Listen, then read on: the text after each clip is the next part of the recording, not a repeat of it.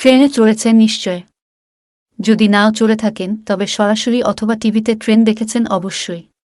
খেয়াল করেছেন নিশ্চয় যে একটি প্যাসেঞ্জার ট্রেনের শেষ বগিতে X চিহ্ন আঁকা থাকে।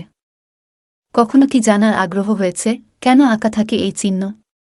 যদি থেকে থাকে তবে চলুন জেনে নেওয়া যাক সেই রহস্য। X চিহ্নটি ট্রেনের সব থেকে লাস্ট যে বগি বা কামরা তাতে আঁকা থাকে। এর কারণ হচ্ছে ওই কামরাটি যে ওই ট্রেনের শেষ কামরা এটা বোঝাতেই এই X চিহ্ন আঁকা। দুর্ঘটনাবশত বা ইচ্ছাকৃত যদি ট্রেনের কোনো কামরা খুলে যায়, তবে ট্রেন থেকে আলাদা হয়ে যাওয়া শেষে সেই কামরা কোনটি তা কিভাবে বুঝবে? কারণ সবসময় মুখে মুখে গুণে হিসাব করা তো সম্ভব নয়, তাছাড়া সেটা অনেক সময় সাপেক্ষ, আর সেই কারণেই ট্রেনের শেষ কামরা বা বগিতে বড় করে একটা X আঁকা হয়, যাতে স্টেশনে যারা ফ্ল্যাগ দেখায় তারা সহজে বুঝতে পারে যে ওই ট্রেনের কোনো কামরা মাঝপথে বিচ্যুত হয়নি। ট্রেনের পেছনের বগিতে X চিহ্ন আঁকাকে প্রাধান্য দেওয়ার হয়তো এটিই কারণ। ট্রেনটি যখন ছেড়ে যায় আমরা ট্রেনটির পেছন দিক থেকে এই চিহ্নটি লক্ষ্য করি, আর বুঝতেও পারি যে তীরের মতোই ট্রেনটি আমাদের দিকে নয়, বিপরীত দিকে ছুটছে।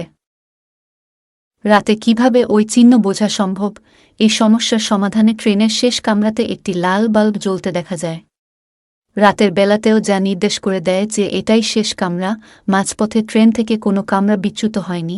চিহ্ন হিসেবে Xকে প্রাধান্য দেওয়ার সঠিক কারণ, যদি কোনো ভেক্টর রাশির অভিমুখ কাগজের তল থেকে নিচের দিকে থাকে, অর্থাৎ আমাদের বিপরীত দিকে, তাহলে ওই ভেক্টরটিকে আমরা ক্রস X চিহ্ন দিয়ে প্রকাশ করি।